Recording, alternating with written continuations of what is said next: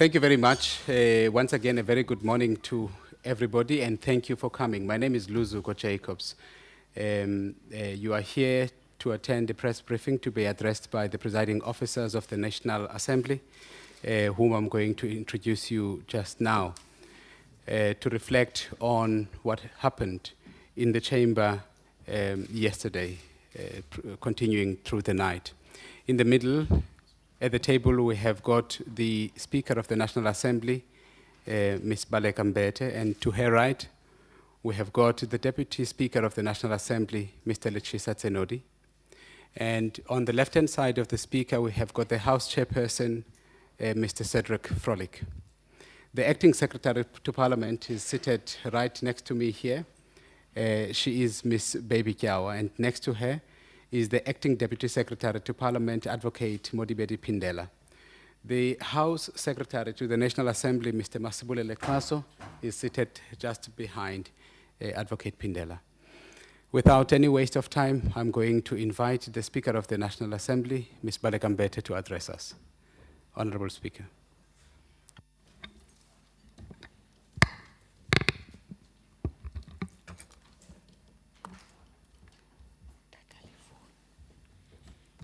Good morning, ladies and gentlemen of the media, any colleagues who might be here, honorable members of parliament, ladies and gentlemen. I want to do two things, speak to two things. One would focus on yesterday and give you a context of the events that then unfolded in the House. The second thing I would want to do is to perhaps just very briefly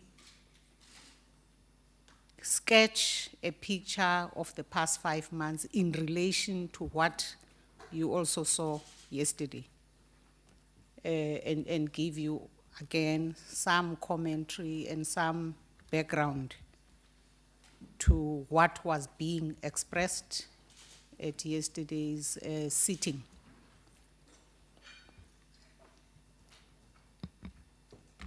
Yesterday was a Thursday, and therefore at 8:30 in the morning, we had the usual National Assembly Program Committee, which is chaired by the Speaker. But on the eve of that meeting was a Chief Whips Forum usual meeting where the whips, process the issues of programming among themselves. That's a multi-party forum. The discussion continued into the National Assembly Program Committee, in particular relating to the order of the issues that would be on the order paper.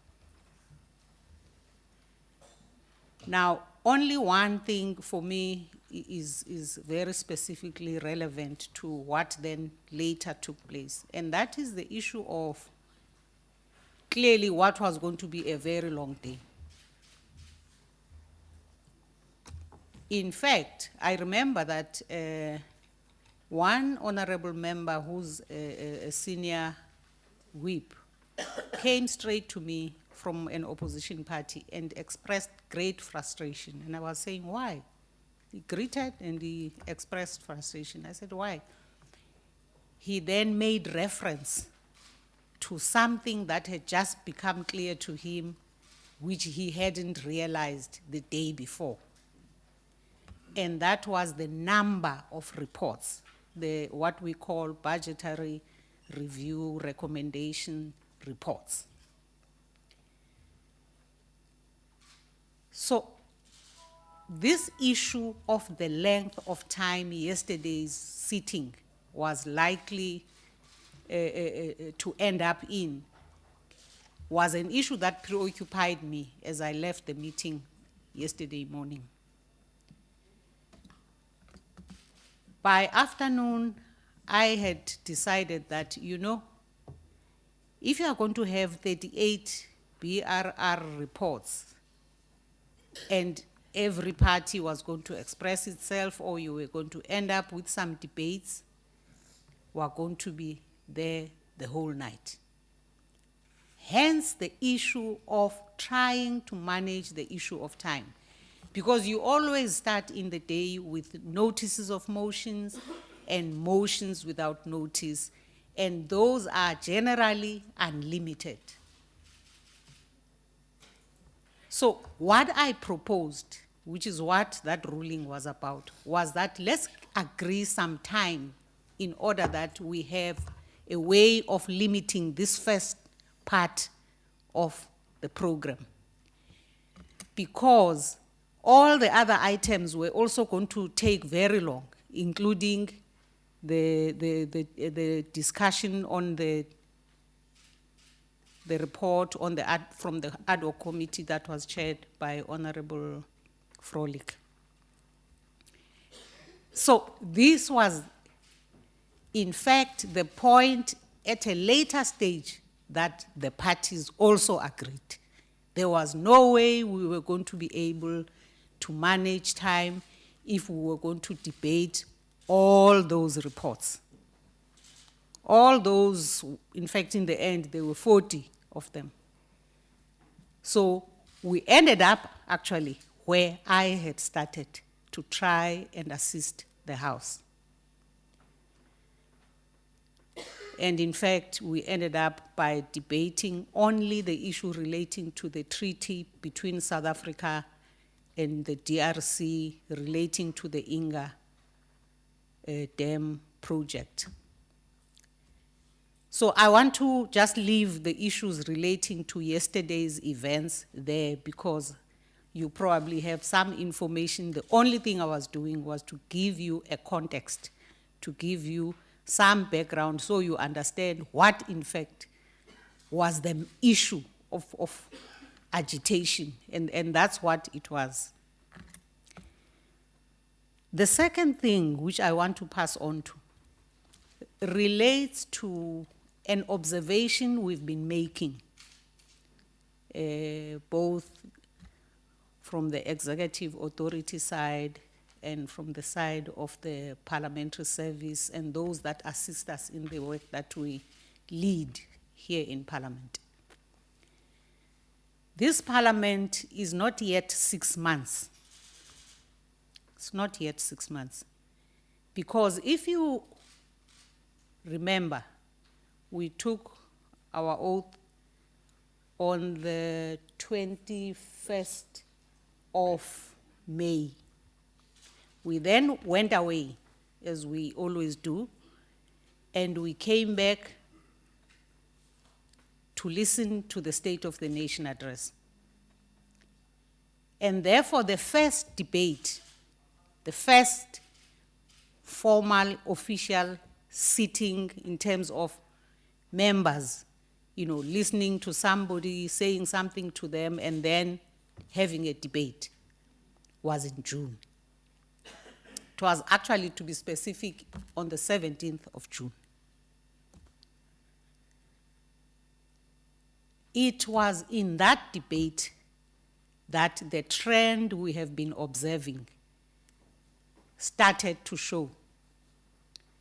And honorable people who are here will of course be aware that on that occasion, the chairperson of the National Council of Provinces had reason to actually ask some honorable members to leave the House.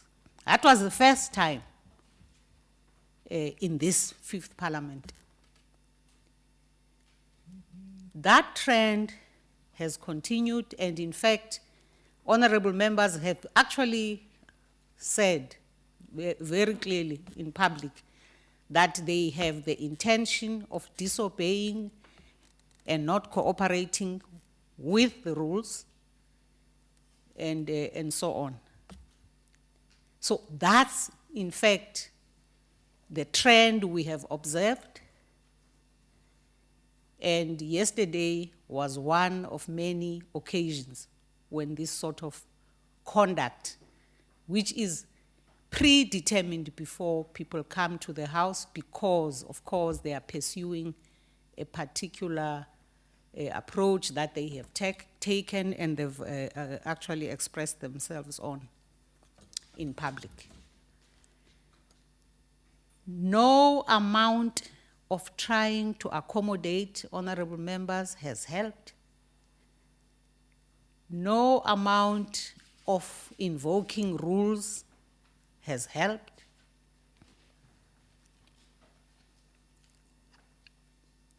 I think definitely recently, in fact last week, a voice that represents very strongly that trend has said we have no intention of cooperating. We will continue to disregard rulings. We will continue to disregard the rules. Now, Parliament is a place that works on the basis that there are certain agreed norms. There are certain agreed assumptions that all of us who come here are committing ourselves to, including the fact that we come to Parliament as people being sent through an election exercise. And we take one another as honorable members, arrive in this institution, in fact, commit ourselves through many structures that we work in, like, for instance, I made reference to you, to the Chief Whips Forum, which is a consensus-building mechanism of Parliament, which has always been respected, which always helps to make sure that we're all brought on board and together we pursue things in an agreed fashion, also as based on the rules of Parliament. Now, if you arrive and you say you are not going to respect the rules, you obviously are not in a place where you should be coming, because we come together based on an assumption that we all respect the rules until such time that we all go through a process where we agree that we need to change this rule in this way and that way. And therefore, none of us must just on our feet express ourselves or change the rules and assume that all will be well. And I think yesterday showed us what happens when you disregard the norms, when you disregard the rules, when you don't want to cooperate and you actually go all out to be disruptive and not to play according to rules of working together, which in the past 4 parliaments, it's not the first time I'm speaker, if people can remember. I was speaker in the 3rd parliament, and we worked very well. And we did differ, because differing is something that happens, not even in a family, people differ. So difference is not the issue. But to take a determined, conscious position that you will not agree, you will not respect, you will not cooperate, and we have seen it ourselves. Because if you ask people who preside, they will all tell you the same thing. The frustration of trying to manage a situation where people are going all out and they are saying it, that they are not here to cooperate. And of course, we are bound by a way of doing things that we have always followed. And we go all out to make sure we accommodate every honorable member. We make sure that they have the opportunity, even many times yesterday. You saw honorable members getting up and for more than 3 hours, honorable members were filibustering. They were wasting as much time as possible in that first part of the program of the House. And so we have no illusion whatsoever. Even when we reached the point which we had resisted for a long time in these 5 months that we have gone through. What the law actually allows us finally happened yesterday. Because yesterday was a culmination of a long time of, appealing to honorable members, trying to show them that it's okay to differ, but there are ways, according to the rules, that you can express the difference that you need or you want to express. And it was so obvious when the honorable member was standing at the podium. She even put her arms on the podium, making it very clear that she wants to instigate, she wants to provoke something, which is in keeping with what had been publicly declared. So I thought I should just give you that background around those 2 points, and then I think I should hand over to Luzuko. I'm sure there'll be some questions, and then we will, the three of us, and whoever else has information that might be in a better position to clarify things to you, in particular the Secretariat. There's a Madam Acting Secretary and the House Secretaries.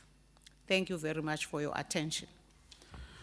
Okay, thank you very much, Honorable Speaker. Speaker has given us direction about what to follow, which is an opportunity to members of the media to ask questions for clarification in relation to the issues that the Speaker has addressed. So we'll take a round of questions, which the presiding officers will note, and as Speaker has indicated, the presiding officers will assist each other, assisted by the Secretariat also to answer those questions. So we'll take 5 questions at a go. We've got 4 hands up. Mr. Kalata, you first. Paula, in that order. Yes. So can you just please identify yourself and the media house that you represent and ask your question, please. All right. Thank you very much. Good morning, ma'am. My name is Lucanio Kalata. I work for SABC. When, on the 21st of August, when we saw the disruption that happened, you had then referred certain members to be charged by the Powers and Privileges Committee. Is there a likelihood that you are going to take the same action again based on yesterday's events? Is that something that you're considering? Thanks very much. Thanks, Mr. Kalata, for sticking to one question. Can we just emulate Mr. Kalata in that respect? One question per person at a time, please. Paula? Okay, well then I'll start with Paula Charles, ENCA. I'll start with the fact that as the incident happened where MPs were forcibly removed and police were brought into the chamber, the parliamentary feed, so that sound and audio, was cut. Who makes that call? And why was that call made, and is that not censorship? Good morning, Bianca Capozorio from the Sunday Times. I would just like to know who was the person who made the call for the riot police to come in, and following on from that, whether that level of force was necessary for one person. Yes. Following on, Janet Hurd, Media 24 newspapers. Following on that, can you explain, after whoever made this decision, I understand it's the Speaker who has to make that decision, can you explain on what grounds, if so, it was made? Okay, thank you very much. We have the first batch of questions, and we'll now afford the presiding officers an opportunity to take some of the questions and for the Secretariat to assist with the relevant questions.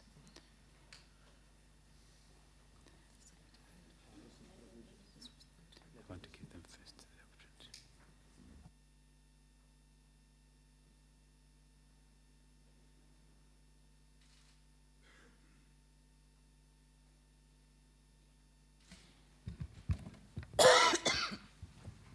I'm not sure I heard all the questions. Okay, let me start with whether we will take action and how on the 21st we had referred the matter to powers and privileges.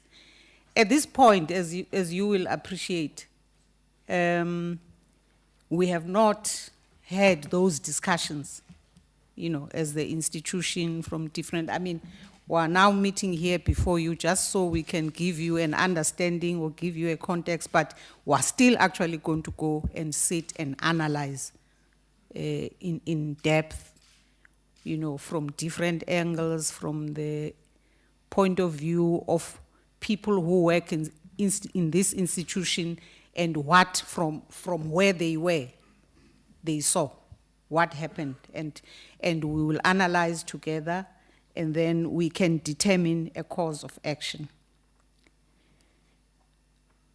The issue of who decided on the police, it's actually a detail, but I'll leave the head of security to deal with that. But I want to say the following.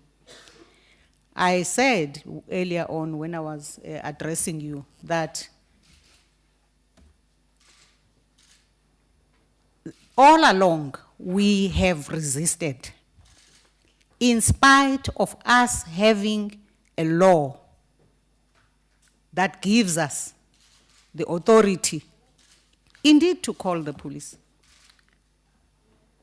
Like they are also called into a court to remove anyone who's disruptive. We could not sit here in this institution and forever allow disruptions and outrageous conduct of honorable members who have come here not to work as we all do, but to come here and just push the boundaries in the process to rubbish this institution of the people. So I want to make that very clear. When the police were called, it is precisely because it's not that we were not aware that the law allows us to do that.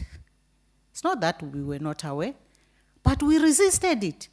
We did not want to go to that length because it had never happened. We had never had reason to call the police. So I think it must be understood that it is incident after incident. It is how the people that have to play certain roles apply their minds after each incident and look at those measures and mechanisms that are there at their disposal to protect the dignity of Parliament, to protect the work, the business of the House being protected, so we continue. From the first, no, it wasn't the first, it was the second in August. If there was something that we were all preoccupied with is, please, can these honorable members be assisted to leave the House so we can continue with the business of the House? That's what is paramount in our minds. And there's no way we're going to allow ourselves to come here and each time just be disrupted, and as if this place is to just come and have a lot of drama. But I think, Zelda, you might want to come in on this one. Thanks, Madam Speaker. Just briefly on the question as to who called the question was the riot police. I just want to correct the issue there. The Parliament, the presiding officers, and the committees are supported by Parliament Protection Services and the police. You would notice that we always have a police presence on the precinct. So the police wouldn't be called in specifically. The police are present on the precinct. And they perform functions as prescribed in the Act and in terms of their mandate. Yesterday, the Sergeant at Arms was called on by the House Chairperson to remove the member who was not following an order to leave the House. The Sergeant at Arms appealed to the member to leave the House. Failing that, on several occasions when that negotiations or diplomatic engagement failed to yield the result, the Sergeant at Arms stepped out and called on the services, on the assistance of the protection services. Now, let me just explain what that protection services entail. It entails Parliament Protection Services and the South African Police. In the South African Police component, there are different units supporting Parliament Protection Services. That's a joint command. There is no riot police in the South African Police Service. I just should correct that. There's a public order police unit. But the component consists of those components of the South African Police who work jointly with Parliament Protection Services, and the Sergeant at Arms sought the assistance of Parliament Protection Unit. And they did that at her request to assist on the instruction that a member be removed who failed to leave the House in order to do so. Thank you.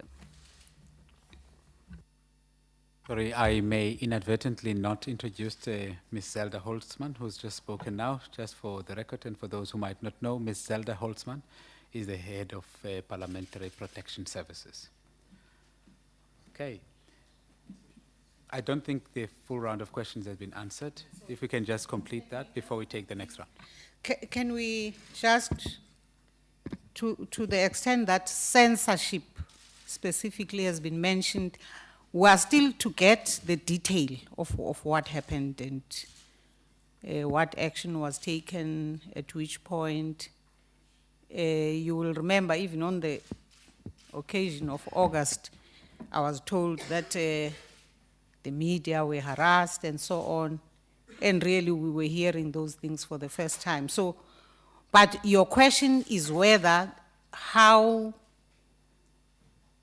the issue of the cameras and the images was handled, whether it is not censorship. I guess on issues of that nature, you will always have a bit of both, because from one point, we are looking at ensuring that we protect the image and the dignity of Parliament. That's all we're preoccupied with. We're protecting our right to proceed with the work that we're doing, that we've come or have been sent to come and do here. What exactly happened, as I said, we will still sit and get reports from various angles and take the issue further. But we don't have a policy of censorship. We all know the attitude of our democracy on those matters, but all those issues have limitations. And even in the Bill of Rights, those limitations are clearly pointed out, that there isn't one element from which there's an endless right or a heightened right that is more than other rights. But that Parliament is here for a purpose, and that purpose has to be protected and pursued. Zelda, I think those are 4 lines. I think because there's an assumption that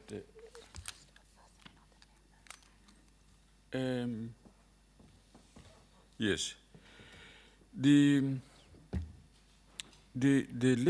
powers and privileges and immunities of Parliament and Provincial Legislation Act 2004 is very specific about who, in the event of persons creating a disturbance. It says that a person who creates and takes part in any disturbance, a member in fact, in the precincts while Parliament or House of Committee is meeting may be arrested and removed from the precincts on the order of the Speaker or the Chairperson or a person designated by the Speaker or Chairperson by a staff member or a member of the security services. We thought that we should indicate this because often the the nature of what happens in the moment, each of the persons with various responsibility have to act promptly.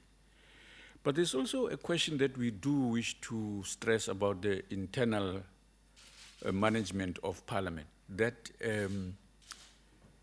the institution operates on the assumption that we agree, and in fact, we all, 400 of us in the National Assembly, stood there and or took an oath and or affirmed that we will obey both the Constitution and all other law. And this all other law, in my interpretation, includes the rules that Parliament is empowered to bring about to manage its own affairs. And when we have those in place, and they are done by agreement, in other words, there's a proportion here of how many people participate in what committees by agreement, and once that is established, the assumption is that by democratic process of those structures sitting to make decisions, once those are taken, those are going to be followed. So when people choose not to follow the rules, this is an attack on on democratic practice. This is an attack on an appropriate manner of dealing with conflict and difference, as the speaker referred to earlier on. It resorts to methods that we may use outside of Parliament, perhaps working on different rules that place in the streets or anywhere else. But generally speaking, in places such as ours, we are bound by the Constitution to operate democratically. And where there are differences, people have recourse to follow. And if they are unhappy with that, there are still processes that enable them to challenge and to seek remedial action against the decisions that they may not be happy with. So it is absolutely crucial for the presiding officers in their decisions, which they make all the time, to be mindful that there are these processes available. The reason why we also have structures such as the committee that looks at powers and privileges and so on is precisely to enable members to have a fair hearing, to be able to things to be brought to your attention that perhaps constitute a violation, and so that if they have an explanation to make, they must be able to make it there. That committee must make a decision one way or another, so that nothing happens by arbitrary means. It is arbitrary when people then use these other methods that are not agreed upon and so on. This is why, in the wisdom of the members of this Parliament who created this piece of legislation, felt it appropriate that we must have it in place, because there may be a conflict, there may be a difference of opinion, there may be violations as well. And when those violations happen, the process is in place to deal with those violations. And these are the elements that are in place that enable us to do that. We simply wish to adhere to and follow democratic methods of conflict resolution in Parliament. If we abandon that, then we are in big trouble, even in more big trouble, because then we resort to fisticuffs and so on. That's not acceptable at all. So we really, to speak about the environment that we've been trying to ask for to be created in the House, that let's stick to a democratic way of handling our differences. If the authority of the presiding officers is challenged in an unreasonable manner, it becomes problematic for the House to conduct its affairs. I just thought that that's a crucial point for me to raise. Thank you very much. We'll take the next round. We'll start with Yan, Marian Merton. We'll just take 4, Andesue, and the lady at the back, and let's take you, sir. Paula, you'll be part of the next round. Okay. All right, thanks. Yan, shall we? Thank you, Mr. Jacobs. Presiding officers, for the few of us who were actually here last night when it went down, some of these versions are quite surprising, but I think we'll probably flesh them out over the weekend. The definition of madness surely must be to do the same thing in the same way and expect a different result. And what one is seeing from many sides, but perhaps also this morning, is pontification, self-justification, that sort of thing. What one misses is self-reflection. Given for to start off with. The point that the IFP yesterday afternoon, about 40 minutes into the sitting, had to make a proposal which the chief whip of the majority party accepted for the speaker to change a ruling. And given everything that's happened since, given the run-up to this, which was months, would you, Mr. Tsunodi, Mrs. Mbeti, Mr. Frolic, have done anything differently? Upon reflection, could you have done anything better?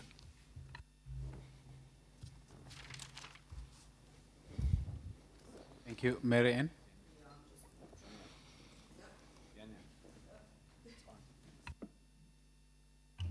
Hi, Marianne Merton, Independent Newspapers. Just a very, very quick one. It's a clarification.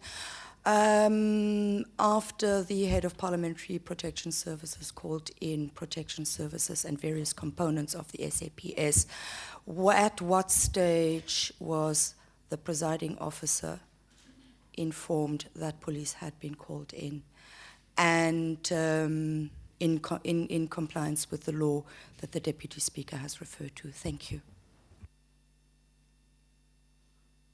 Thank you very much. And this one? And this is where Kinana from the Million Guardian. I'm partly covered. But I would like to know from the presiding officers on how they apply the rules. Yesterday, during yesterday's sittings, we had 2 MPs that were instructed to withdraw their comments or leave the House. Both refused. One of them was allowed to remain in the House for the rest of the sitting. One of them was dragged out of the House by the police. Can you tell us how do you apply the rules that you're talking about? Do we also know how is Ms. Mashabela this morning? Thank you.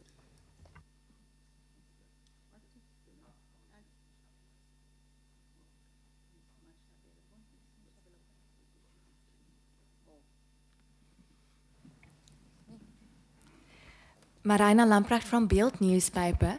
To the Speaker, last night there was a request from opposition parties that you resign because you apparently have a conflict of interest being chair of the ANC as well.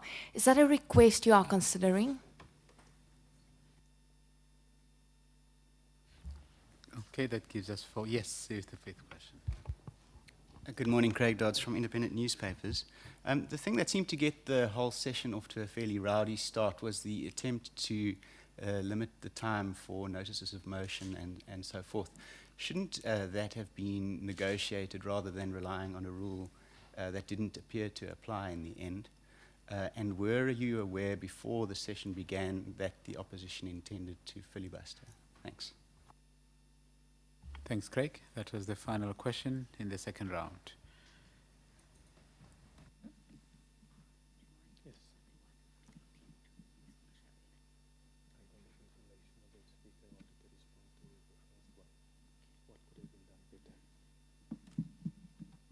Thank you, Honourable Speaker. Just to respond to the question of Yan, what is quite evident is that we need to tighten up the process amongst the chief whips of the different parties as far as consultation is concerned around the parliamentary program. And the matters that are brought to the National Assembly Programming Committee should be the culmination of a process, not a process to start in the National Assembly Programming Committee that then drags out during the day, and in the afternoon it creates the type of problems that we had yesterday. So that is a matter that we discussed, and that we will provide the necessary support also to the programming whip to ensure that when a program comes here on a Thursday morning, the proper consultations have taken place. The program of Parliament cannot be a moving target, because political parties must be informed so that they can prepare for the program for the day. So that is definitely one of the matters, Yan, that require further attention. As far as the application of the rules is concerned, from my perspective, the rules must be applied as it is there. And if we deviate from the rules, then you run the serious risk that you will become a parliament where rules doesn't apply anymore.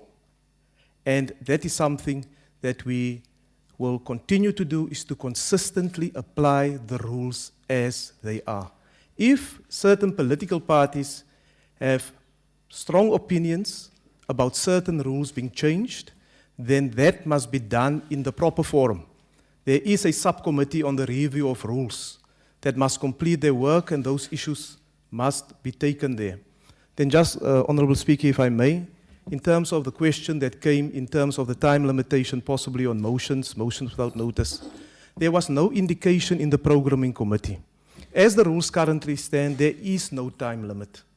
But there was always reasonableness to allow for that flexibility, to allow political parties to make and submit the motions that they want to submit, essentially for further debate in the House. Now, what we saw yesterday afternoon was most of those motions that were raised will never be debated in the House due to the content of those motions. And that is where unnecessary time, according to my opinion, has indeed been wasted. Another matter that we must attend to is the issue of motions without notice. A motion without notice is intended to be of national and international importance. It is not an opportunity just to make another statement.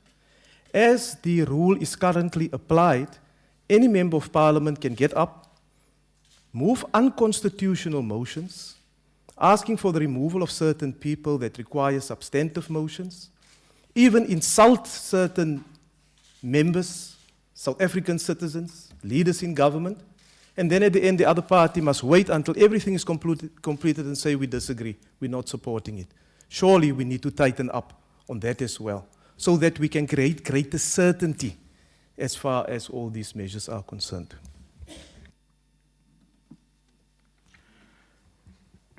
Couldn't we have done differently? Of course, there is always room for improvement. One of the points that I would like to make is that this is a political institution.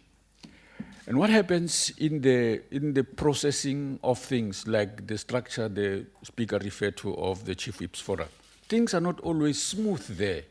In the programming committee, which is a meeting which often is supposed to take roughly 30 minutes, just to be assured that things have been handled in the right structures, what comes to programming has been processed in the right way. The Speaker and ourselves who chair that forum often have to tell members of the different political parties, don't bring contentious issues here. You should have sorted them out elsewhere. And yesterday, the Speaker appealed for that to happen. It only happened under pressure of the environment late in the evening.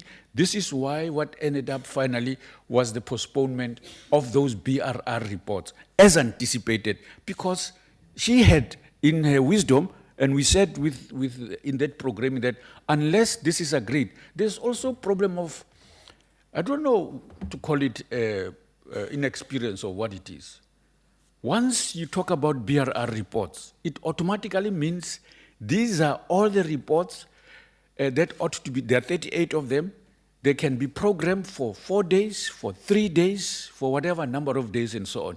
So once members in the Chief Whips Forum do not agree on the nature and method of doing that, there's a problem. And so it is brought to the programming committee where we are supposed to be finalizing things and not to debate about that. And so what the presiding officers do frequently is to appeal to political parties to act appropriately and in time, every time, so that programming is not hampered by political contestation. Those things must happen in the Chief Whip Forum where those debates must take place. Most of us were in the house when the police entered the place. We were in the house as presiding officers. In fact, the Speaker walked in a little later on. We sat in there. Now, the point about some of the members came to find out who called the police and so on, when they were already in the house and so on. So the presiding officers were in the house already. So we saw what happened there. Of course, not outside, but also in some of the in the corner where the member was taken out of the place. Members were all over that place, and we couldn't tell the details of what was happening there. the point I'm making is that we were in the house when the police entered. We must get full reports this morning, and at some stage we are going to be finding out as much detail as possible so that we determine what precisely happened in the scuffles that would have happened at that space. Yes, ma'am.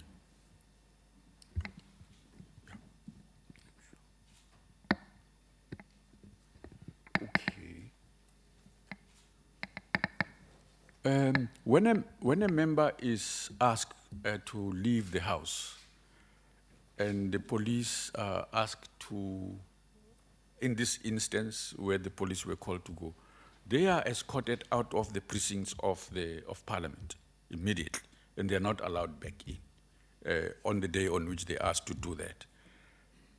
So how Mrs. Mashabela is doing, I don't understand what it assumes, unless the questioner has something that I do not know about. How is Ms. Mashabela doing? I don't understand it. Because she was dragged out. It's not like they walked her out.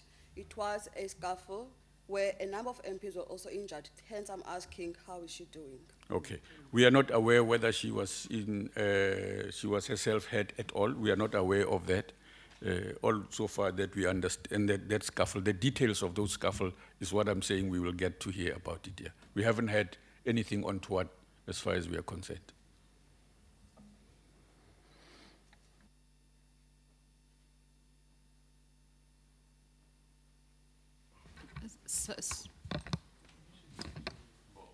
Okay.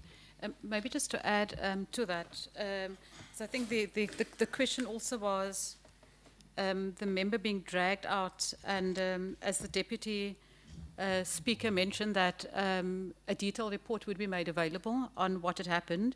To our knowledge, there was no member being dragged out. In fact, that there are the instances in that process where police officers have been assaulted. The point that I want to make as to the question as to what happens when, how is a member removed, the sergeant at arms who called on the police protection unit to assist her points at the member who should be removed from the house. Protection services do not move in and randomly remove people from the house. The person is identified and pointed at, and on that basis, they follow in what is expected of them. So I think that I would agree just with the point made by Deputy Speaker that the full report would be and should be made available. And of course, there are different interpretations, but we only act on what we know and what we see, and also as per our mandate. Thanks, Chairperson.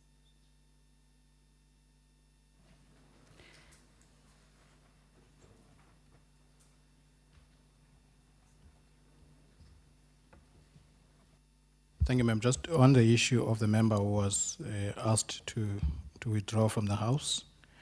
Of course, the rules indicate that when a member is asked to withdraw, they are supposed to withdraw.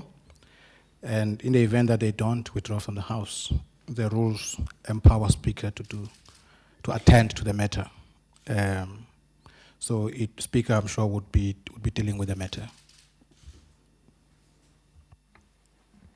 Can I remember that question. There's a question about there were two members who were asked and so on. I was also challenged on some other member as well. And one of the things we said was that because of the repeated offenses in front of the presiding officer and so on, that we take a view that some of the rulings are not immediately effected. Some of the rulings are made subsequently. And one of the things that, particularly yesterday, we ensured that we do not want we want to keep the House for as long as possible without disruption. Because any actions, any rulings that we made have a potential disruptive effect on the proceedings of the House. It does not mean if anybody was not on the day, action was not taken out of them, they are necessarily free of penalties according to the rules as they require. So those will be applied as and when the situation is appropriate. We have the responsibility to be sensitive to the environment that we ourselves, in the decisions we make, create in the House. We cannot act in a manner that is insensitive to the reality that whatever we feel, however we want to do, as much as we want to do, but we must be cognizant of the fact that our actions might themselves add to further disruption. We do not want to do things that way. So at some stage, certain decisions will be acted at different times and so on. So nobody who violates the rules in the House will go unpunished, according to the rules, of course.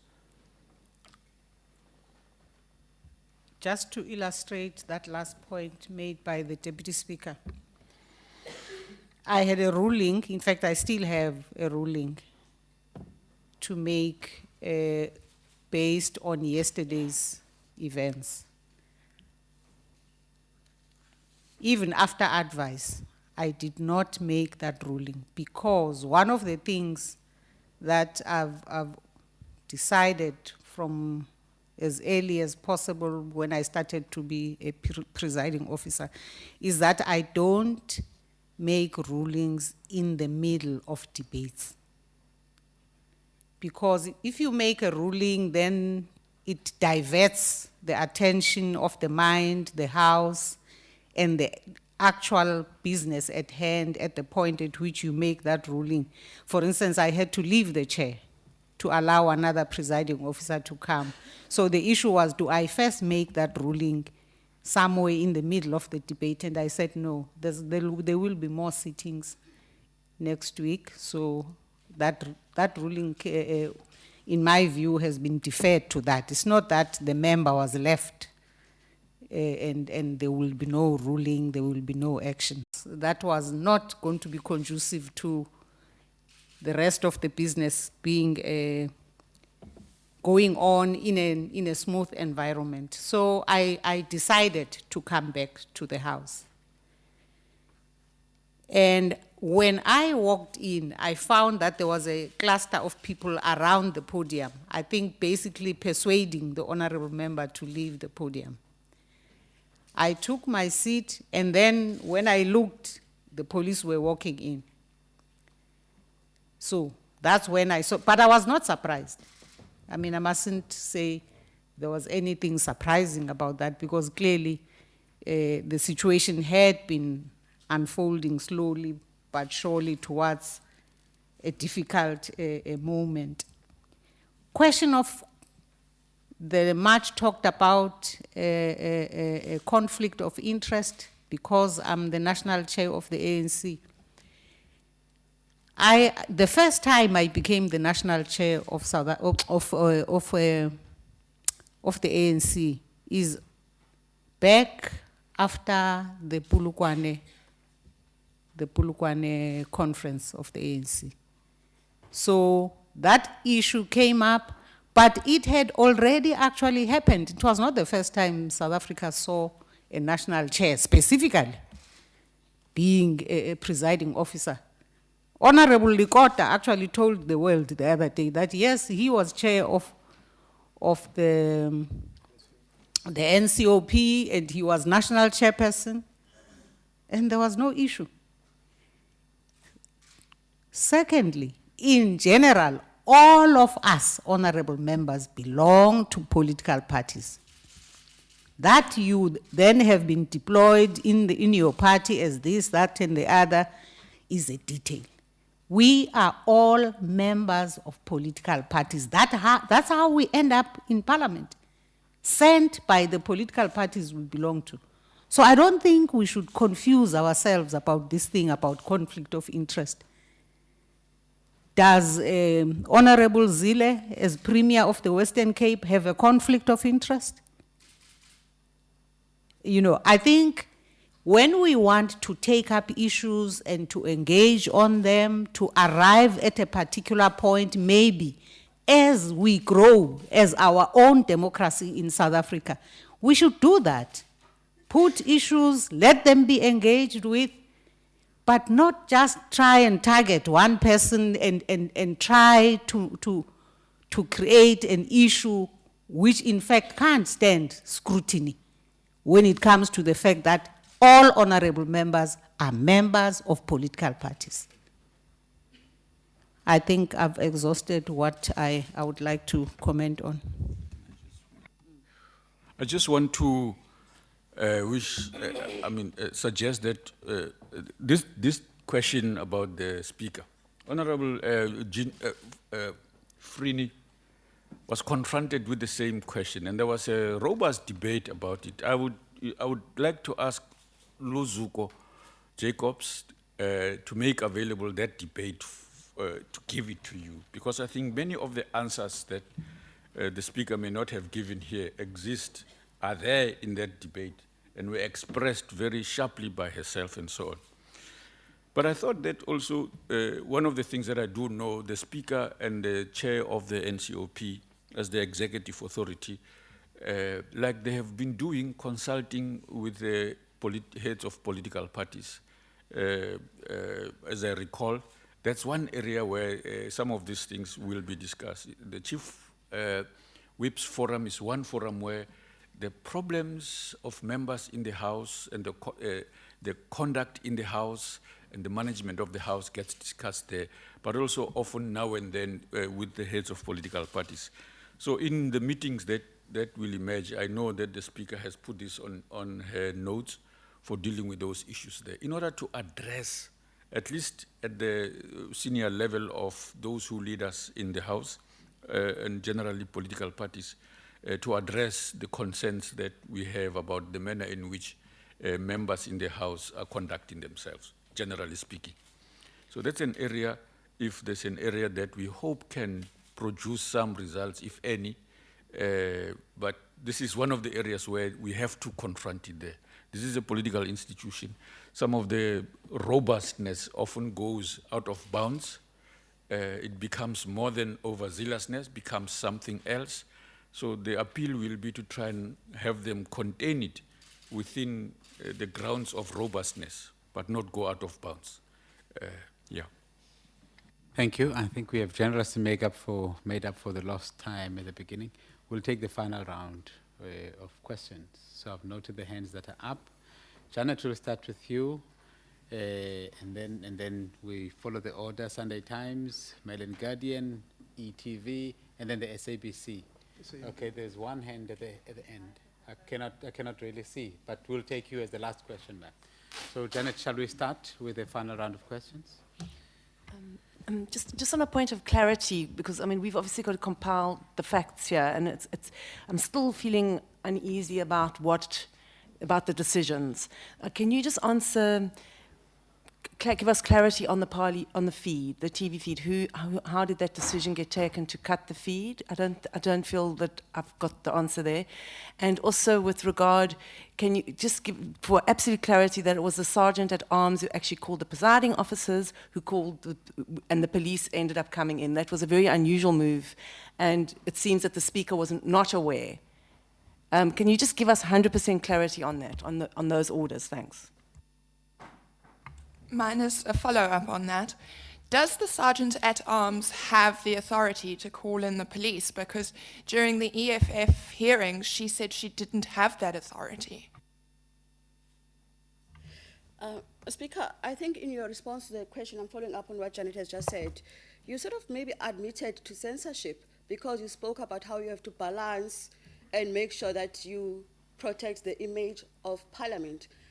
Can you please tell us how is the public's right to know what is happening in Parliament less important than this protection of the image of Parliament? And can I just sneak in one other question to Zelda? Can she tell us how many police were assaulted and who assaulted them? Thanks. And this way, can I just ask you to repeat the last question to Zelda? The police that were assaulted, how many were assaulted and who assaulted the police? Thanks. Paula?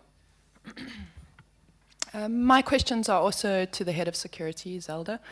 I just have a few things I'd like to clarify. Firstly, you made the impression that the police that were there yesterday were the ordinary police of Parliament who are here doing their day-to-day business. But I really got a sense, well, actually, in fact, I saw and photographed several police vans before the debate had even started, parked outside of Parliament with police getting into full riot gear or public order, potato, however you want to call it, getting into full gear and then going into the precinct. Now, were there reinforcements called before the debate had even began? And then secondly, again, on the concerns that police were assaulted, I've had several MPs, and I've spoken to them on record. One is in a sling, one has a cut lip. One was an elderly woman in her 60s who was apparently pushed to the ground. And the EFF MP, according to the EFF, had to go to hospital.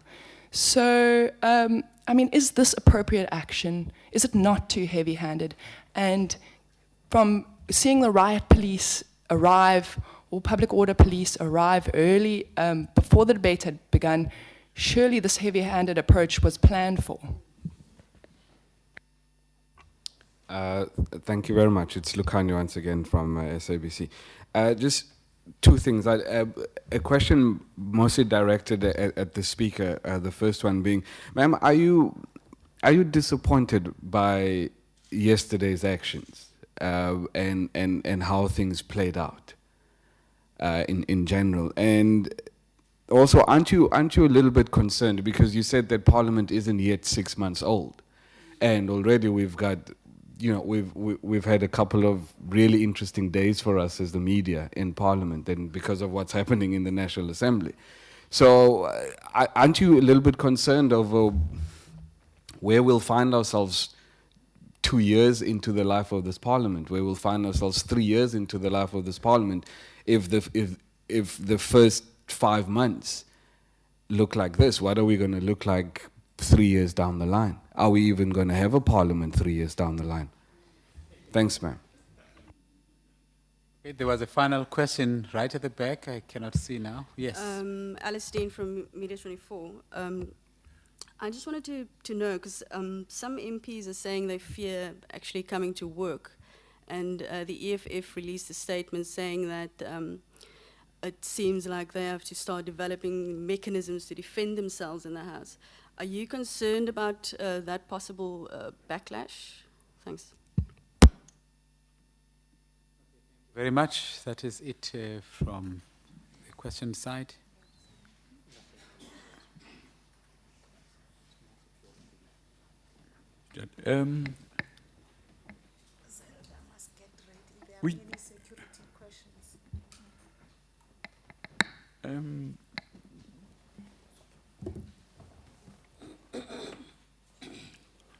The members who, let me also just pose this way.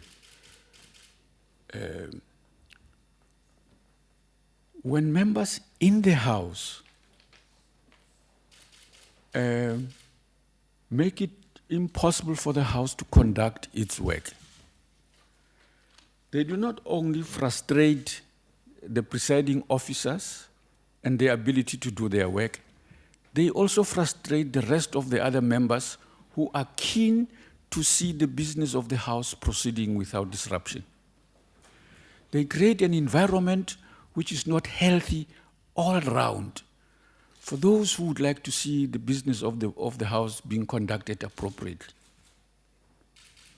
There are consequences when people do not act according to the rules, which are contained in the rules, which the induction that members receive when they enter Parliament, they are exposed to be aware of. So when the steps are taken to tell members, because you are violating the rule, you leave the House, and members continue to do that, members are creating an environment in which it becomes impossible for the presiding officers, but also for others who would like to engage in a debate and in the substance of the issues that are on the table, rather than in the drama of preventing others from talking or raising issues or allowing themselves to come into play. There's no need for anybody to want to get protection as far as we are concerned. because part of the reason why we appeal to members to choose a democratic process of resolving their conflicts is because we want to avoid them using fists and other things to settle their differences. Like the advert that talks about no lawyers, no lawyers. And people resolve issues with swords and fists, and the winner got the whiskey, or something like that. We can't degenerate into that method of resolving conflicts. And this is why we say that if members do not do that, there will be no need for anybody to fear or be afraid of anything happening to them and so on. It is only if you know that you don't intend to, like at the traffic, the former deputy president of the country used to tell us, even if you know you are right and the robot is green, do watch left and right, because otherwise someone might run you over because they're on the cell phone or their car brakes have gone wrong. So you must be cautious, obey the rules, even when you know you are in the right yourself.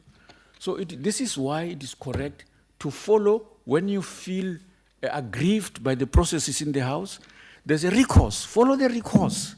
Do not jump onto the table and demand answers on the spot. And then expect to be told, please, dear, just jump to the left and not to the right. You can't. It's incorrect. It's wrong. We expect members to behave appropriately, conduct themselves appropriately, and then they will not provoke in the House conflicts that we don't want to see. The police will not have to enter into issues that they are not meant to be doing for and so on, except where there's a requirement for them to protect, and which is their mandate, that they would then do that. So I really think that this matter of people creating the impression of them wanting to go and protect themselves is absolutely politically wrong and out of order. Not only because when people do that, some of these things are done for other reasons as well. Members were in the gallery, and some of them were literally openly screaming, beat them up if they come in, beat them up in the gallery, a guest to Parliament screaming that stuff. I mean, you can't have people doing that. Coming into here as our guests, and I suspect one of them is actually a member, screaming that kind of language. You can't have people saying that kind of things, and when there are consequences, when the protection services acts against them, then they plead innocence. It's, no. Let's dissuade members. Let's not give credence to incorrect perceptions created that people are victims, when in fact they are provoking an environment in the House that is problematic. That invites members of the House in their entirety are frustrated. They all act in certain ways, in ways that are out of the bounds of reasonableness in the House because of the frustrations that we are seeing here. And that's what we are trying to prevent. And so I just wanted to suggest that, no, we must be careful in painting a picture of what is called heavy-handedness because of the accounts that happened yesterday. We must get reports, and we must do that as swiftly as possible, Zelda. I think it is appropriate that we must move with speed, produce the information that will come out of what happened in that scuffle, so that we members of the media here get a correct information. And when you say you've interviewed members on the record and so on, you must, I hope you've gone across the board. You must interview members across the board, including the police and others and so on, so that you have a fair representation of what emerged here. Yes, let me leave it at that.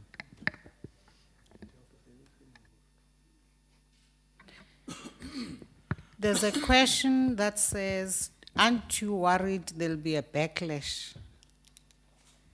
Well, the choice of the word backlash, to me, immediately raises the issue of when you coin that statement, is it because you are apportioning an understanding of provocation, backlash?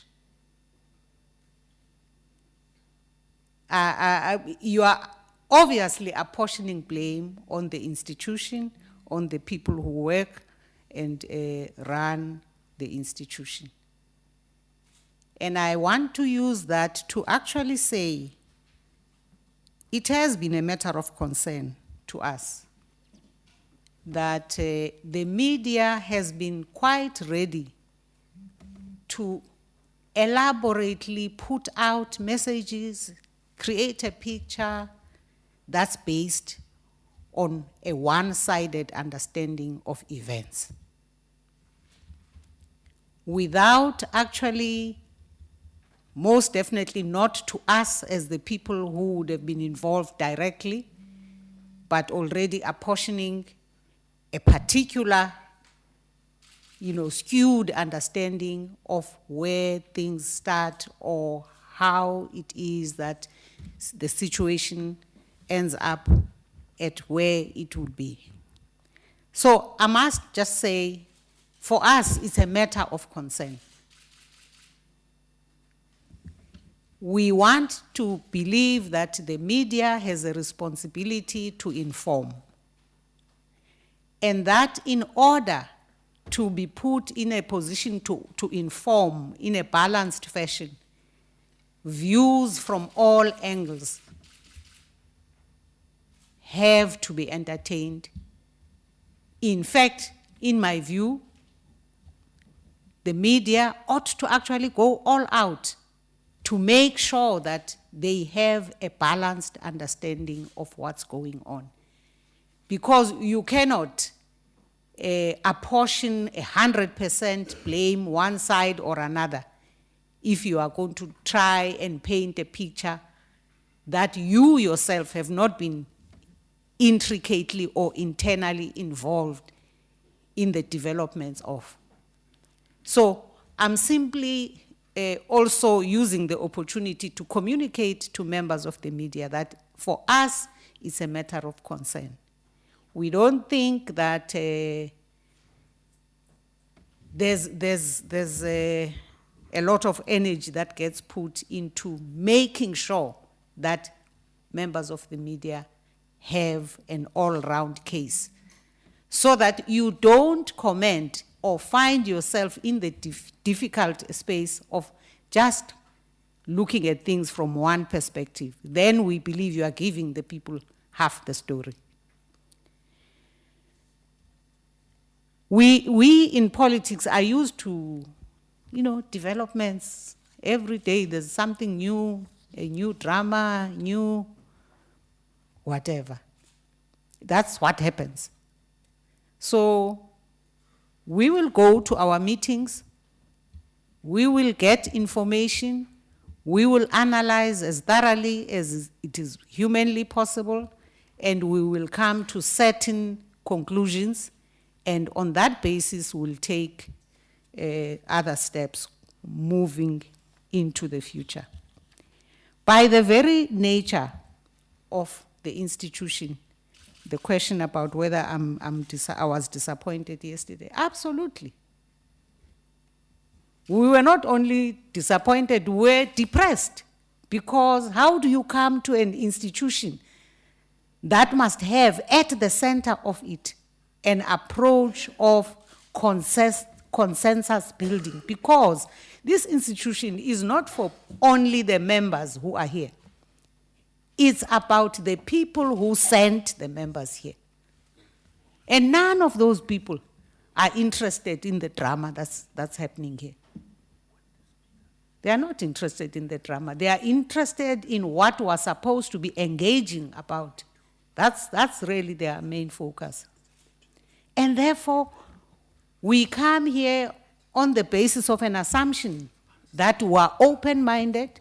We know we don't come from the same political background, and ought to come here in the same way as the 1994 Parliament came here on the basis of an assumption that we must always be ready to hear the other side as much as we would hope that the other side is listening. That's how we arrived here back in 1994, because back where we had negotiated the interim constitution, we had had a consensus building attitude and approach to things. Why is it different in the Fifth Parliament? I think what I told you at the beginning is what you must understand. That there were predeterminations before some of us arrived here. But being the people that are used to deploying these mechanisms of actually conflict resolution, that's what we should pin our hopes on. We cannot give up. We can't. We won't give up. We will continue to say the way to work is to talk to each other and to listen to each other and to try and find one another somewhere along the way. And for the presiding officers, we must always try to make it possible to enable honorable members to engage, to create the space to work together. Because if we don't, it can only lead us to a disaster. But we, the presiding officers, have come here to uphold the constitutional values. We have come here to uphold the dignity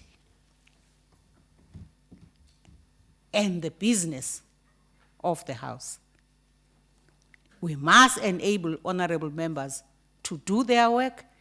In fact, one of the people who spoke very, very passionately yesterday morning here was the chief whip of the DA, who said, Madam Speaker, at least to the extent that you are my speaker, it doesn't matter who else is doing whatever. We cannot be made to be subjected under a people who represent a very small percentage of people in South Africa. But in order for us to be able to work in an orderly fashion, honorable members must be willing to also do that. They must comment in good faith. They must be truthful in what they tell the media. But we think there's a lot more skill in utilizing the chamber, the plenary, to create distorted understandings out there about, in fact, what's happening in Parliament. I think that's what as far as I'm prepared to go. But I think Zelda might have something to add on the security issues. Thanks, Madam Chair. Just a brief comment. There were very specific questions raised as to who of the police were assaulted and by whom. I just want to say that that would be subject to investigation, so I think it's premature to make any information of that nature available. That would be contained in the report as promised, that a full report would be available. Just on the next question as to reinforcements of the police. As indicated earlier, the unit we're referring to, Parliament Protection Services Unit, is a joint command. It consists of Parliament Protection Services and the police who provide services to Parliament. So they were not called in, they were on the precinct, as they have been for the last while. Also to ensure that the necessary protection is given to members, to the public who would enter here, as indicated also that we've had disturbances in the gallery, etc., so that the business of Parliament would continue. So it is a service, it's a security service to Parliament. They were not called in specifically yesterday, they were on the precinct, as they've been over the last while. As indicated, that the report is being prepared, and that would be made available to the presiding officers as to the events of yesterday from a security point of view. Thank you. Very much. I'm sure the report will also answer specific questions about who took what decision for the switching off of the feed, etc., etc. So all those matters fall into the category of matters under consideration that the presiding officers are following up on. Ladies and gentlemen, just before we close, Deputy Yes. Speaker. No, I just thought that it's important for us to, on security matters, to talk about the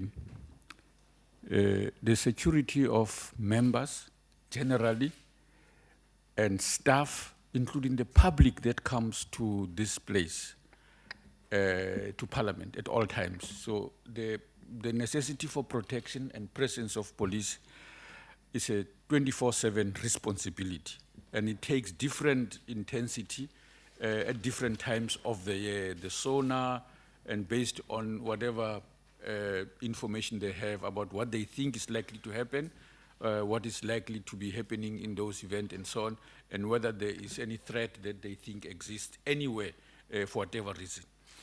The global environment is dangerous. We are seeing things happening in parliaments elsewhere, such as in Canada, and it increases the responsibility to proactively prevent also any security threat that might exist as a result of people doing what others refer to as copycat conduct and behavior. So that responsibility extends to everyone in this institution, that it is the responsibility of the presiding officers and the protection services to ensure that we can at least, to the best possible manner, ensure that people are protected. They do not have to suffer the risks that might likely occur and so on. And this is why it's important that both internally, in the climate and the environment we create by our conduct and how we handle ourselves as members, is consistent with creating that environment that will ensure that there's no need for anyone to fear. And if there's any threat, it will be dealt with effectively and without any undue harm to anybody. Yes, thanks. Thank you, Speaker, Deputy Speaker, House Chairperson, and the Secretariat. Thank you very much. Colleagues, the press conference is at end. Thank you so much.